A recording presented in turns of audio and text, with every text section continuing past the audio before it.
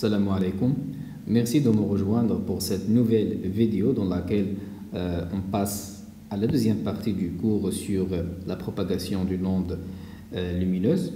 Je vous laisse le lien vers la vidéo de la première partie dans la description. Juste un petit rappel de ce que nous avons vu dans cette première partie. Donc, nous avons exploré l'aspect ondulatoire de la lumière à travers, bien sûr, le phénomène de diffraction de la lumière. Ensuite, nous avons fait l'étude de la diffraction d'un faisceau laser par une fonte, d'accord? Et en définition, bien sûr, des notions comme l'écart angulaire θ d'un faisceau diffracté, d'accord? Et donc, nous avons vu aussi la relation de cet écart angulaire avec la longueur, disons la largeur de la fente, d'accord? C'est une relation très importante, c'est une relation à mémoriser. Donc, θ égale à lambda sur A, d'accord? A, c'est la largeur de la fente, θ, c'est l'écart angulaire, lambda, c'est la longueur d'onde, d'accord? Et ensuite, nous avons examiné quelques propriétés des ondes lumineuses, comme donc la notion de la lumière monochromatique et la lumière polychromatique, d'accord? Donc, je pense qu'on s'est arrêté ici ou bien ici, donc à la double périodicité de la lumière. Donc, c'est la périodicité temporelle et la périodicité spatiale. Aujourd'hui, on va continuer toujours avec les propriétés des ondes lumineuses en commençant par donc, la célérité de la lumière. Bien sûr, puisque la lumière elle se propage, donc elle a une vitesse. Dans le cas de la lumière, on parle plutôt de la célérité. D'accord? Et cette célérité, elle dépend du milieu de propagation. Ça, c'est contrairement à ce que nous avons vu, par exemple, dans les deux premiers cours, lorsqu'on a parlé donc, des ondes mécaniques. Nous avons dit que les ondes mécaniques, il nécessite un milieu matériel de propagation. Donc, nous avons vu l'exemple de la corde, donc, disons, la surface de l'eau, donc, ou bien l'air. Donc, tous ces objets-là, donc, ils sont constitués de matière. Donc, les ondes mécaniques, ils se propagent, donc, ils nécessitent un milieu matériel pour se propager. D'accord? Cependant, pour l'onde électromagnétique, donc l'onde électromagnétique, c'est tout simplement la lumière, il peut se propager aussi dans le vide. D'accord? Donc, lorsque je parle du vide, donc c'est tout simplement un milieu, un espace qui est dépourvu de matière. Ça veut dire un espace qui ne contient pas des particules de matière. Ça, donc, c'est contrairement à ce que nous avons vu par exemple pour les ondes mécaniques, comme je dis, par exemple la corde, elle est faite donc bien sûr de matière. La surface de l'eau, donc l'eau bien sûr, elle est faite de particules de matière, d'accord? La même chose pour l'air, donc il est constitué de particules de matière. Mais donc le vide, c'est un espace où il n'y a rien, d'accord? Il n'y a pas de particules de matière. Et l'onde électromagnétique, donc la lumière, elle peut se propager dans le vide, d'accord? Alors, donc dans le vide, les ondes lumineuses, elles se propagent avec une célérité, C, avec une vitesse voisine de cette valeur-là, donc 3 fois 10 à la puissance 8 mètres par seconde. Donc c'est une vitesse énorme, d'accord? Alors, donc cette valeur-là, la valeur de la célérité dans le vide, c'est une constante fondamentale, universelle, d'accord? Ça veut dire qu'elle ne change pas. Même si on change les propriétés de l'onde lumineuse dans le vide, donc cette valeur de la vitesse, elle ne change pas. C'est une constante. D'accord? La valeur exacte, c'est celle-ci. D'accord? Mais donc, souvent, on utilise l'arrondissement ici. Donc, bien sûr, c'est une valeur très simple, plus simple que celle-ci. Mais la valeur exacte, mesurée par l'expérience, c'est celle-ci. D'accord? Alors, la vitesse de la lumière dans le vide est indépendante de la longueur d'onde.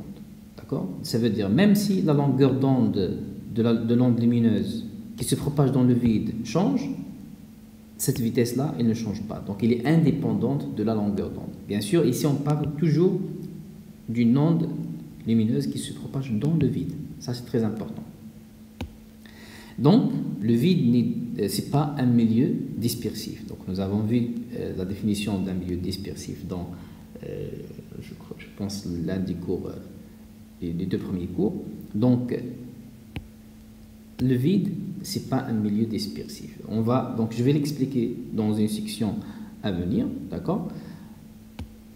Mais donc, ce qu'il faut capter maintenant de cette relation-là, de la vitesse de la lumière, c'est qu'il existe une relation entre la longueur d'onde et la célérité lorsque le milieu de propagation est le vide. Et cette relation-là, c'est lambda 0 égale à C sur nu. Nu, c'est quoi? Donc, c'est la fréquence. Donc, c'est facile d'obtenir cette relation-là. Rappelez-vous que la célérité de la lumière, c'est C est égal à lambda 0 sur T. Donc, T, c'est la période. Et on sait que la fréquence, c'est l'inverse de la période. D'accord? Donc, je peux la remplacer ici dans C.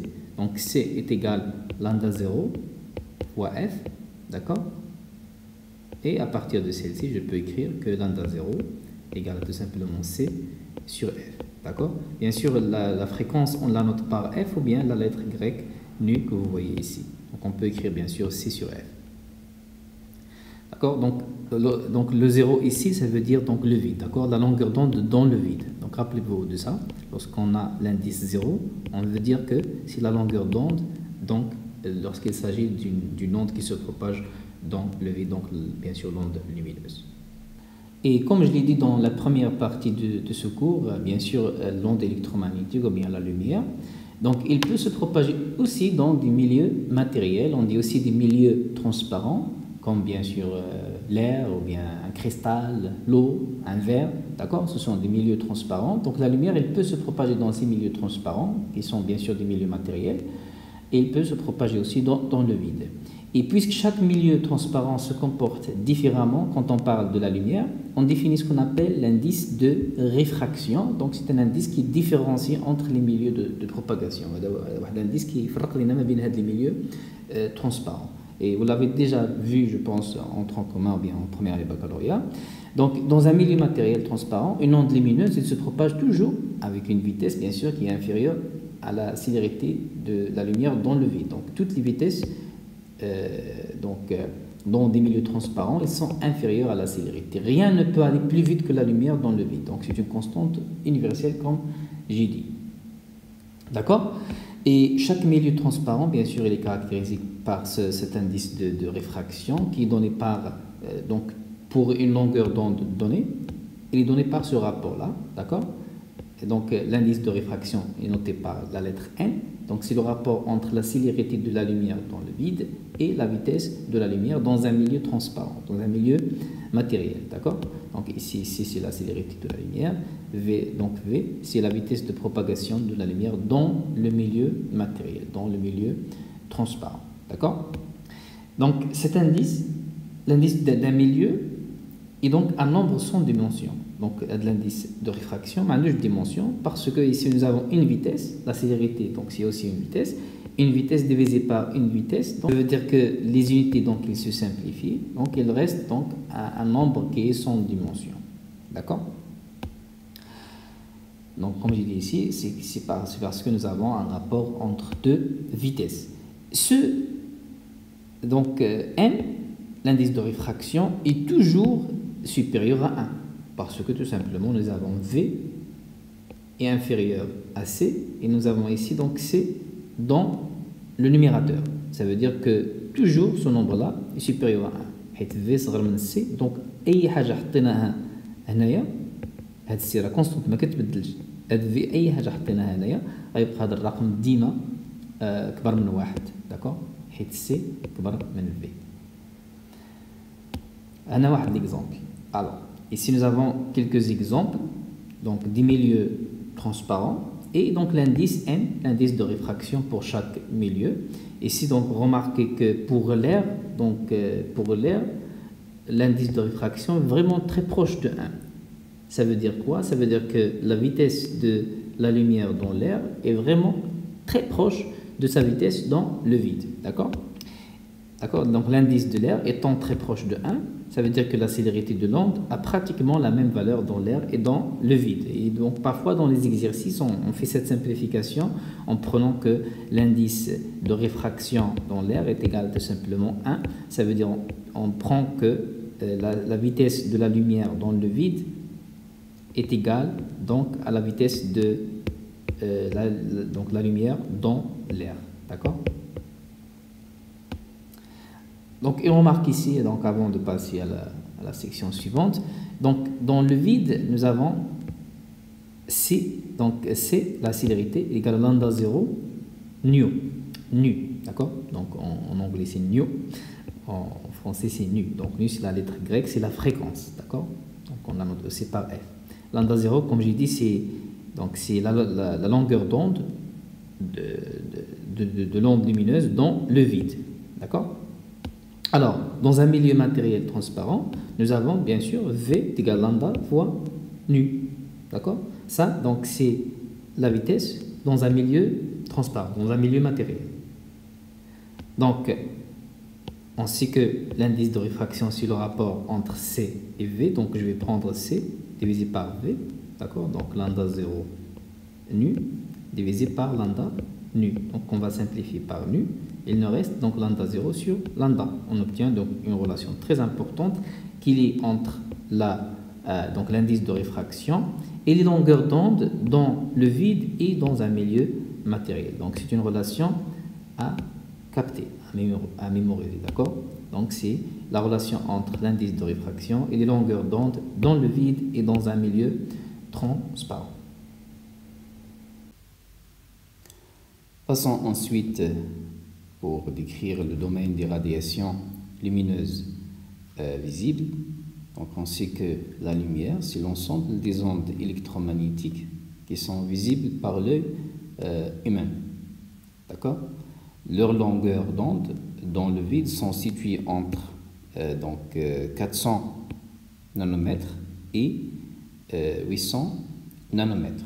D'accord? Donc c'est le domaine de la lumière visible, ça veut dire donc du violet, la couleur violette, jusqu'à donc la couleur rouge.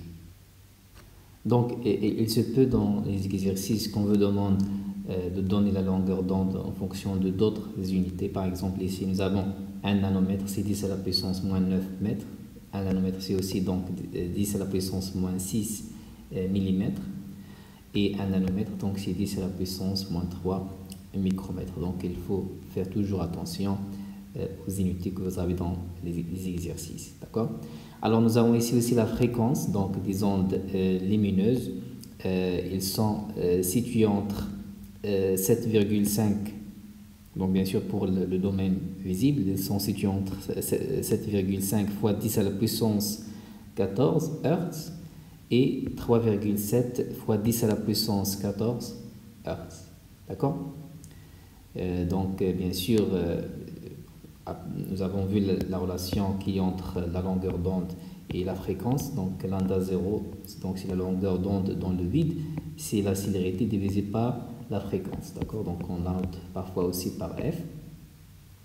Donc, à partir de cette relation-là, ça veut dire que tout simplement, on peut déterminer la fréquence pour chaque valeur de lambda 0. D'accord? Donc, on peut déterminer la fréquence ou lambda 0 donc à partir de cette relation là, tandis que la célérité bien sûr c'est une constante.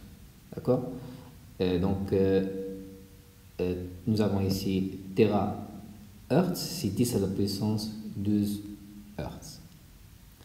Donc le domaine visible, comme vous voyez ici, il ne constitue qu'une très petite partie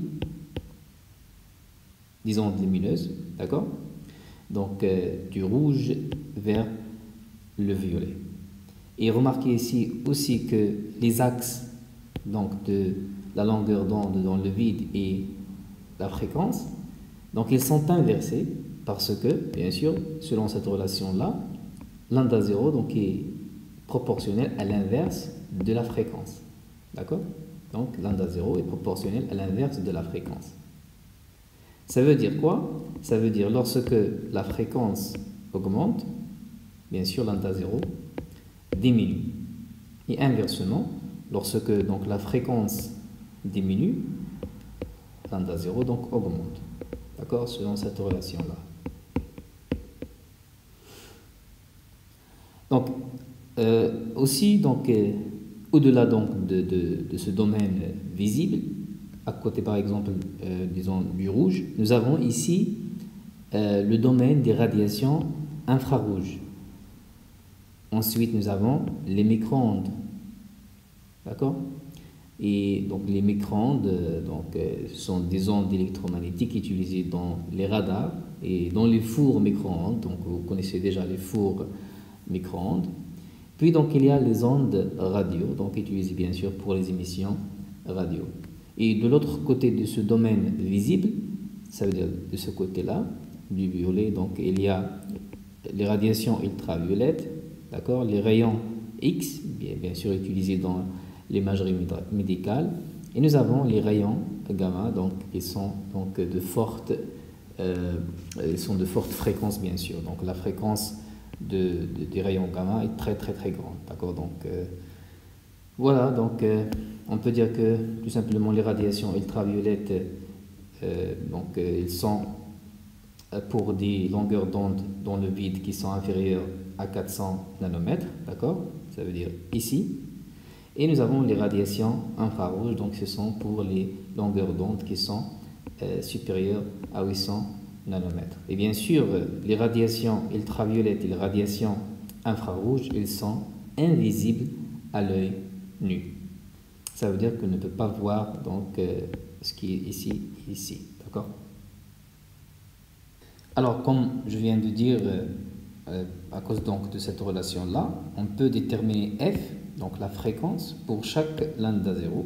Et puisque la couleur de la lumière est associée à la fréquence, d'accord, donc ça veut dire tout simplement qu'on peut déterminer la fréquence correspondante à chaque longueur d'onde. Et je peux déterminer en même temps la couleur de la lumière associée à cette fréquence-là, d'accord? Alors, passons maintenant pour expliquer le phénomène de dispersion de la lumière. Donc, c'est un phénomène que vous connaissez.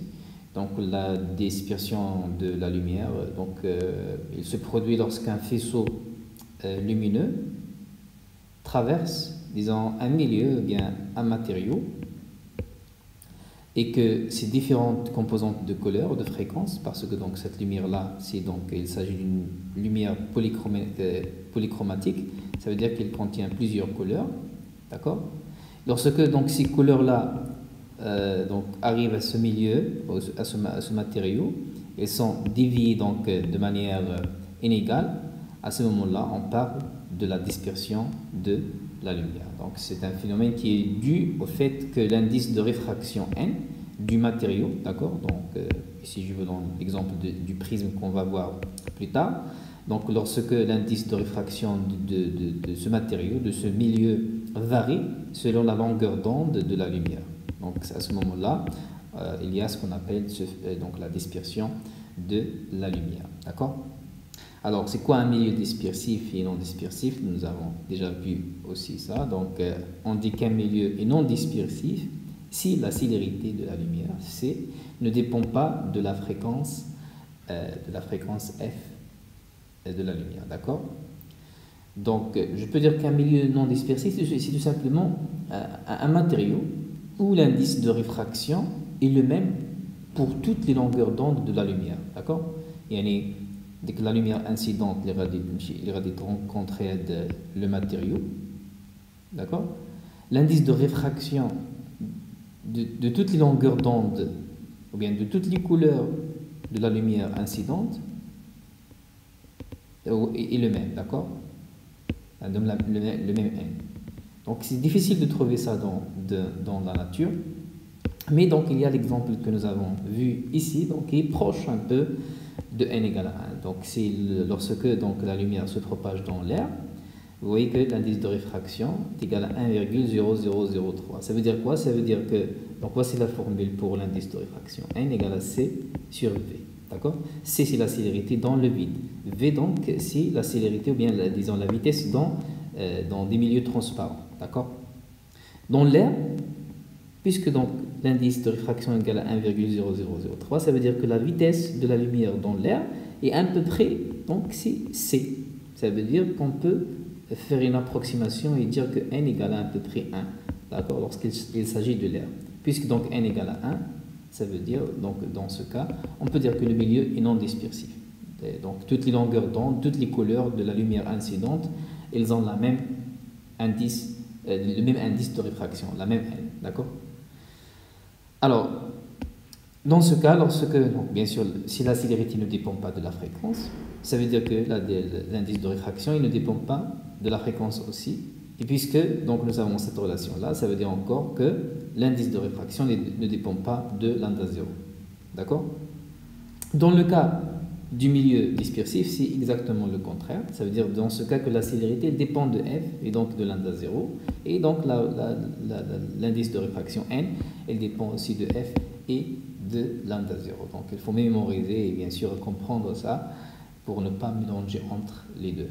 D'accord? Donc ça c'est les milieux dispersifs, donc il existe beaucoup. Vous voyez ici les exemples ici. D'accord? Ce sont tous des milieux dispersifs, le verre, l'eau et ainsi de suite. Et donc bien sûr je peux ajouter ici que bien sûr puisque n dépend de f et de lambda 0, ça veut dire il dépend de la couleur de la lumière monochromatique. Donc ça veut dire quoi? Ça veut dire donc la lumière incidente. Si par exemple il s'agit donc de la lumière blanche, d'accord? Donc la lumière blanche lorsqu'il donc traverse un prisme, donc il nous donne toutes les couleurs de l'arc-en-ciel divisé, d'accord? Donc lorsqu'il s'agit d'un milieu dispersif, ça veut dire dans ce cas que chaque lumière monochromatique, d'accord, individuelle, ça veut dire qu'il vient de la lumière blanche lorsqu'il est réfracté, alors ça veut dire dans ce cas que chaque n, il dépend donc de la couleur, et donc il a une valeur différente pour chaque couleur, pour chaque longueur d'onde, d'accord? Donc on va voir un exemple de ça dans ce qui va venir maintenant. Donc pour expliquer bien donc, ce phénomène, je vais vous rappeler d'abord de ce qu'on appelle la réfraction de la lumière. Par définition, la réfraction de la lumière est le changement de direction que subit un rayon lumineux lorsqu'il passe d'un milieu transparent à un autre milieu transparent. Par exemple, lorsque la lumière passe de l'air, d'accord? Nous avons ici l'air, donc lorsque la lumière passe de l'air vers l'eau d'une piscine, d'accord? Nous avons ici l'eau d'une piscine. Lorsque la lumière passe de l'air vers l'eau d'une piscine, donc il va se dévier, d'accord? Et donc on appelle ça la réfraction de la lumière. Donc la lumière a été déviée, donc il a changé de direction et donc il a réfracté, d'accord? Donc ça c'est le phénomène de réfraction. Et ce phénomène, d'accord, la réfraction est régie par ce qu'on appelle les lois de Snell-Descartes, les lois de Descartes ou bien les lois de Snell-Descartes pour la réfraction. Donc avant de donner ces lois, donc je vais expliquer davantage ce phénomène en utilisant un schéma, d'accord, donc il sera très clair après ça. Alors, on va considérer ici deux milieux, donc un milieu 1 et un milieu 2 qui ont des indices de réfraction différents, N1 et N2, d'accord? Donc ils sont deux milieux transparents, bien sûr ils sont caractérisés par leur indice de réfraction, N1 et N2. Alors, nous avons ici donc, ce qu'on appelle un dioptre. Un dioptre, donc c'est tout simplement la surface qui sépare deux milieux transparents qui ont des indices de réfraction différents, d'accord? Donc c'est une surface qui sépare deux milieux différents. Par exemple, la surface, disons, d'une piscine, elle sépare l'eau en dessous de l'air, d'accord? Donc cette surface d'une piscine, elle sépare l'eau en dessous de l'air. Donc on peut appeler cette surface-là un dioptre, d'accord? Alors, nous avons ici aussi, donc on aura besoin de cette perpendiculaire à cette surface-là, au dioptre, donc la normale ou bien la perpendiculaire au dioptre, d'accord? Ce qu'on va faire au début, donc on va envoyer un faisceau lumineux, d'accord? Qu'on appelle donc ici SI, d'accord? Donc il arrive donc au dioptre. SI, c'est tout simplement le faisceau incident. D'accord, le rayon incident, bien le faisceau incident.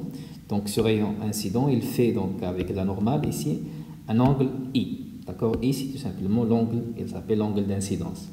D'accord. Alors, en passant donc du milieu 1 au milieu 2, d'accord, ce faisceau incident, il change de direction. D'accord.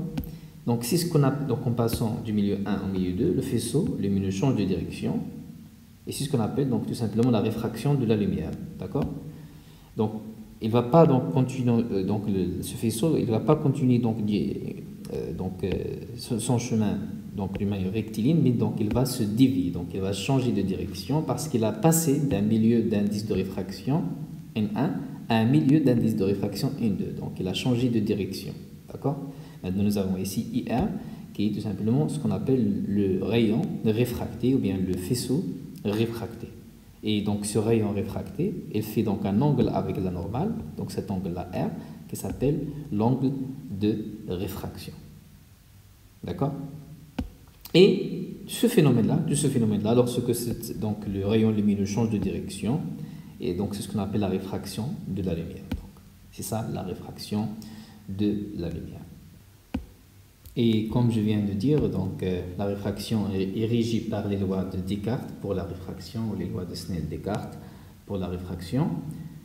Donc il existe deux lois. Donc la première loi, elle dit donc le suivant. Le faisceau incident, SI, d'accord, le faisceau réfracté, IR, et la normale au dioptre, ils sont situés dans un même plan. Ça, donc, c'est simple. Ça veut dire que le plan, par exemple, de l'écran que vous voyez ici, donc ces deux rayons incidents et réfractés plus la normale, donc ils se trouvent tous sur le plan de l'écran, sur la même surface, sur le même plan. Il n'y a pas donc de rayon devant, donc qui sort de l'écran ou bien qui entre dans l'écran. D'accord? L'écran couché qui est la même surface, le même plan. D'accord? Ça, c'est la première loi. La deuxième loi, alors, la relation liant les indices de réfraction N1 et N2, d'accord, de chacun des deux milieux et les angles, donc I, donc ça c'est I n'est pas rien, donc I et donc d'incidence et R de réfraction, elle s'écrit donc de cette façon. Nous avons N1 sinus I est égal à N2 sinus R, d'accord? Donc c'est une relation bien sûr mémorisée, d'accord? C'est une relation qu'il y a entre les indices de réfraction et les angles d'incidence et de réfraction, d'accord? Donc je peux dire ici que lorsqu'un rayon lumineux passe d'un milieu à un autre, par exemple de l'air à l'eau, la direction du rayon donc change en fonction des indices de réfraction des milieux, et donc cette loi est donnée par cette relation-là. D'accord? Une chose très importante concernant cette relation-là, donc à partir de cette relation-là, on peut distinguer entre deux cas selon donc l'indice de réfraction, les indices de réfraction N1 et N2. Donc le premier cas, lorsque N2 est supérieur à N1. Lorsque N2 est supérieur à N1, la lumière, on dit que la lumière passe d'un milieu moins réfringent à un milieu plus réfringent. Ça veut dire qu'elle passe d'un milieu qui a un indice de réfraction plus petit à un milieu qui a un indice de réfraction plus grand. D'accord? Donc milieu réfringent, c'est tout simplement un matériau, bien un milieu qui peut modifier la direction de propagation de la lumière lorsqu'il le traverse. D'accord? Alors, dans ce cas, lorsque N2 est supérieur à N1, le rayon réfracté donc s'approche de la normale. Donc ça, c'est quelque chose qu'il faut capter. D'accord? Donc on va représenter ce fait dans cette figure-là. D'accord? Nous avons ici donc le premier cas, lorsque N2 est supérieur à N1, ça veut dire tout simplement que le rapport N2 sur N1 est supérieur à 1. D'accord? Donc il y a tous les 1. Donc N2 sur N1 est supérieur à 1. D'accord? Alors, comme j'ai dit, donc, dans ce cas, le rayon réfracté s'approche de la normale. Et voici un exemple. Lorsque la lumière passe par exemple de l'air, qui a un indice de réfraction N1 égal à 1, d'accord, qui est plus petit bien sûr de N2 qui a, qui est ici donc l'indice de réfraction pour l'eau qui est égal à 1,33. D'accord? Donc, ça veut dire ici on va considérer ici l'eau, ici l'air. D'accord? Donc lorsque le rayon incident I arrive donc au point I, bien sûr, on dit qu'il va se réfracter. Et puisque N2 est supérieur à N1, il va s'approcher de la normale. Voici donc la normale. Donc si je vais représenter le rayon réfracté, donc il doit être quelque chose qui se rapproche de la normale, comme ça, d'accord? Donc voici le rayon réfracté et voici l'angle de réfraction, d'accord? Et bien sûr, à partir de ceci, donc lorsque N2 est supérieur à N1, on a donc cette relation-là, I est supérieur à R, d'accord? Donc il est facile d'obtenir I est supérieur à R, donc nous avons la deuxième loi, donc c'est N1 sinus I, d'accord? Nous avons N1 sinus I égale N2 sinus R, d'accord? Ça veut dire quoi? Ça veut dire que N2 sur N1, d'accord, est égal à sinus I sur sinus R, puisque donc N2 sur N1 est supérieur à 1, donc dans ce cas, ça veut dire que sinus I sur sinus R est supérieur à 1. Ça veut dire que sinus de I est supérieur à sinus de R. Ça veut dire tout simplement que I est supérieur à R. D'accord? Alors, donc passons au deuxième cas. Donc le deuxième cas, lorsque N1 est supérieur à N2 maintenant. Donc dans ce cas, la lumière elle passe d'un milieu plus réfringent à un milieu moins réfringent. Donc d'un milieu qui a donc un indice de réfraction plus grand vers un milieu qui a un indice de réfraction plus petit. D'accord? Donc qu'est-ce qui se passe ici? C'est donc le contraire. Donc dans le cas N2 supérieur à N1, nous avons dit que le rayon réfracté il s'approche de la normale. Donc dans l'autre cas, il s'éloigne de la normale. Donc il doit être quelque chose comme ça. Donc je vais la représenter ici. Donc dans le cas où N1 est supérieur à N2, le rayon réfracté il s'éloigne de la normale. Donc voici le rayon réfracté dans ce cas. Et donc il faut faire attention lorsqu'on représente ici l'angle de réfraction, c'est ça, d'accord? Donc les pointillés ici, on les fait juste pour dire que donc voici donc le chemin original du rayon incident, donc de la lumière. Et bien sûr, donc puisque donc il s'agit du phénomène de réfraction, il y a une déviation, il y a un changement de direction donc par rapport à la direction originale. Donc voici R dans ce cas. Alors bien sûr dans le cas où N2 est supérieur à N1, donc on va faire le même raisonnement en utilisant la deuxième loi. On trouve que I est inférieur à R. D'accord? Voyons voir maintenant quelques remarques avant de terminer cette deuxième partie du cours. Alors, le rayon incident et le rayon réfracté sont situés de part et d'autre de la normale. Il y a كل واحد من جهة à la normale, d'accord? À la normale, N. Le rayon incident كاين من واحد الجهة. Le rayon réfracté كاين الجهة الأخرى ديال la normale. D'accord? C'est ça donc ce que signifie cette phrase-là. Une deuxième remarque, donc un milieu est d'autant plus réfractant que l'indice de réfraction est élevé et l'angle dans ce milieu est faible. Donc ça c'est clair, donc lorsque l'indice de réfraction est élevé, il y a de la chance que le milieu est plus réfractant, d'accord? Mais il y a des exemples par exemple que nous avons vu ici pour l'alcool, pour le plexiglas, pour le diamant. Donc les milieux à deux, donc la possibilité de réfraction est plus grande, d'accord? Ou la d'accord? Alors donc je vais m'arrêter ici donc dans la dernière partie de ce cours là, c'est la partie sur le prisme, donc je vais la laisser pour une future vidéo. Donc à la prochaine fois. Assalamu alaikum wa rahmatullahi wa barakatuh.